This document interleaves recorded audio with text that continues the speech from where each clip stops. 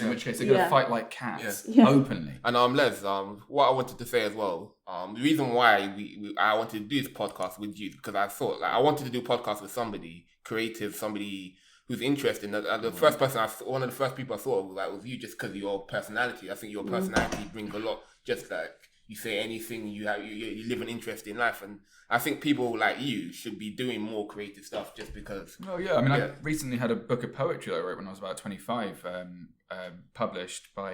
It's called The Positivity Verses. Little plug there. Is it out on Amazon? It's out on Amazon as well. Is it actually? And Barnes & Noble. Oh my God. Don't buy it. It's scary. No, but buy it. I need money. But I mean, it's like, we do all these creative things, but we do them, and then either you get applauded for them, but you always that social anxiety that you learn throughout life is that you're not acceptable as a person, and so you have to find a reason for people to accept you, and the reason is obviously now ADHD, because now all of a sudden, instead of it being just me being a weirdo, for having the audacity to have a personality and not be boring, versus people who are.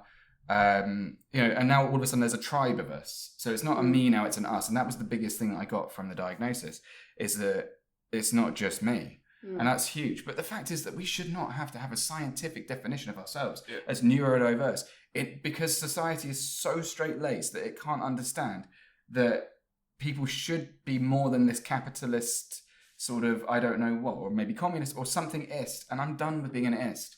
It's exhausting, and it's like I'm not having fun doing this. I get 70 years to live, But I mean, British culture, British office culture in particular. I didn't have this problem in Indonesia, and this is one of the points that our producer has made: is that American culture and ADHD. So when I was living abroad, I lived with Americans, Aussies, Canadians, Germans. Well, she's in a huff. Germans, and everybody, and that diversity is what I thrived on. I've lived with French people, Belgian people. Everything, and I love it. I love that kind of that input, but the cultures that come with it are so different. So, for example, for us, we would probably be a lot better off in Australia, where people are a lot more laid back. There's a bit more sunshine. We're less likely to get depressed. There's more things out there that can kill you, which kind of adds a little bit of spice to life every time you go to the toilet. Love it. Yeah, I love a little bit of danger. A bit of drama, and that's one of the things I miss about it. But instead, I live in England. So I think it's very important because, as I said, you're both been diagnosed differently. You self-diagnosed, you've been clinically diagnosed. So what are the steps? First things first is someone tells you why you're being a retard. You spend 10 years trying to figure it out, and then they tell you, actually, have you tried checking this out? You check it out, you sit there for about 2 hours reading over the same list again and again, and I got quite emotional when I realised. I won't lie, I was a little tear or two shed. When you say list, is this something online or is it like I went to adhd-pi, who I now write for, but they, it gives you a basic overview, which is like 5 or 6 items. Then you do a little test that they can give you, and if you get over, 10 or 12, then it's likely that you should probably get checked out for it.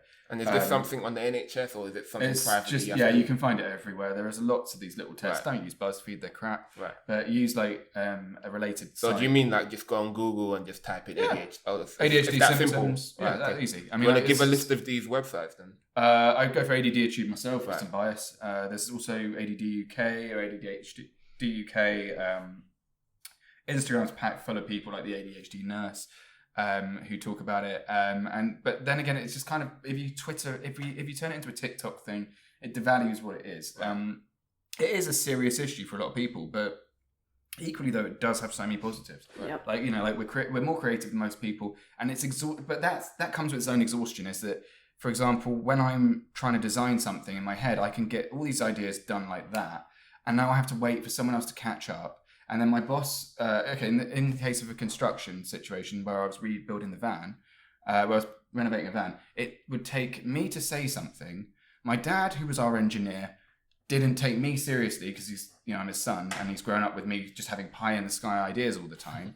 Then my friend Laura would say the exact same idea that I've just said, and then she gets listened to because she's seen as a more serious person. Which I really hate, because it's like being serious. Like, you can be serious in a way that doesn't have to be like like stone face, I'm saying this thing. You can just be serious because you have a good idea, but you can deliver it in a much more charismatic way. And we're always dismissed for it because they think because we tell jokes or because we're like, you know, a little bit ditzy, that we're idiots. And actually we're sharpest people in there half the time. So what is the next step then after you've done your test online? So after you've done your test, you then check it. It then makes you a bit paranoid for a couple of weeks. You talk to your friends and family, you talk to other people, you kind of look through it. The major thing for me is that all those questions in the past as to what the fuck happened there, I've spent years obsessing over, like breakups, things like that. Why did I fuck that up? You know, in one case, you know, why didn't I hear somebody say they weren't happy? You know, and then I still went ahead and did things that were upsetting for them. You know, like things like that. And it's like, it doesn't make logical sense. So all of a sudden, all of those things that you couldn't understand have suddenly fallen into place. But the final missing piece, you realize why this is happening, why people perceived you a certain way. And then it makes you reevaluate and look at everything differently. Right. And I tried to explain this to the ex-girlfriend who I'd upset, and she told me to go fuck myself because she's a cunt. But she literally. Do you ever feel like you've been given like a bad hand now, like just because? Not really.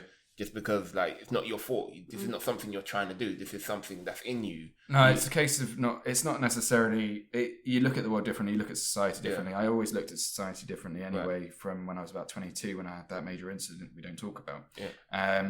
Because it showed quite how stupidly fragile all of this thing is. If you don't fit into society, you're not going to find yourself with the nuclear family. Right. So that's the issue that we always fight, is because we're not designed for that, and that's hard to explain to people who want that, because that's what we've been brought up with as well, and we have to understand that and then make that clear. I'm not, but then people say, oh, you're immature. They try to put you in that different box that doesn't apply. They try to make you feel like, you know, but you're always going to be the odd one out, and that's hard when you're the most sociable person in there, when you need people. That's difficult. When that rejection comes in, you're fucked. It hurts. Because, like, you know, like, and that's why you end up with people, like, going off into romantic relationships with people who are quite weird. Because you think, oh, you're like me, you're weird like me. But half the time they're not. Half the time they can be sociopathic. Like, you know, like, I mean, I'll go on about my relationships to the end of days, but there have been some relationships there that were very toxic that I went into because I thought this person's weird like me. They weren't. They were weird, but in a mean way. Or they were just, I wanted them to be like me, and they weren't. So that's the difficulty, is that you find yourself vulnerable socially, you find yourself vulnerable at work, and then also you have that whole constant churn of why am I not quite there, even though I'm doing all the right things. Yeah, on that point, when you have ADHD, you're much more likely to have like blame yourself for problems when definitely. actually it's like external locus of control. You actually like attribute your success or failure or whatever. It's like your success it's down to chance. It's not actually me, I didn't do it right. And I actually find myself, whenever there's a mistake at work, I instantly assume it's my fault. Too. Because and then you have it's this whole paranoid world you built up about yourself because you're so aware you're different. Yeah. And people are used to blaming you because you're a bit bubbly out there, whatever. And it all sort of narrows down to you feeling very self-conscious as well. It's exhausting. It's like, and also as a bloke as well, like the expectations on us as individuals are different. But like you were saying before about your school days and like how mine's slightly different. I was always the odd one. I wasn't, but I was loved, but I was odd. But then sometimes that love isn't enough. You kind of want everyone to like you. You want to be understood by everybody, but you can't be understood because you don't understand yourself. And yeah, it's exhausting. But sorry, I can't remember what you were saying.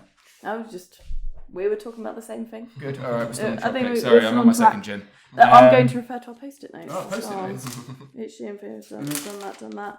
No. Oh, we smashed that. Oh, we smashed all of them. Okay, good. All right, producer, we need more. Than that one. Yeah, okay, so culture, it's just like, going back to culture, sorry. So you look at us bouncing around. See, we're on the same wavelength, and this is why Willow and I got on from the minute we met. Right. We're vibing at a party. Absolutely. So before you go, both the drunkest in the room. Before you go get there, because I know we just keep going off Sorry. Off point. But yeah, so you got diagnosed. Who do you speak to a doctor? How does this, I found an ADHD nurse called called adhd-pi. His name's actually Archie, but he runs the ADHD clinic in Guildford, and he's a top bloke, really nice guy, laughs a lot at my jokes, so you know, charged me 150 quid a fucking hour. But yeah, he diagnosed me, he got me all sorted out, and that was fine, but he was the cheapest I could find. So mental health is expensive. So finding out that you're weird, and this is the whole fucked up thing. This should be free. Yeah. Like, it should be free to get checked properly. It shouldn't, we shouldn't. If you do it on the NHS, you're waiting 6-7 months, and obviously you don't have the time for that shit.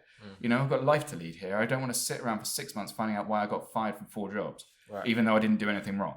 It's just fucking weird. And I think this is the most YouTube thing we're ever going to do. Yeah.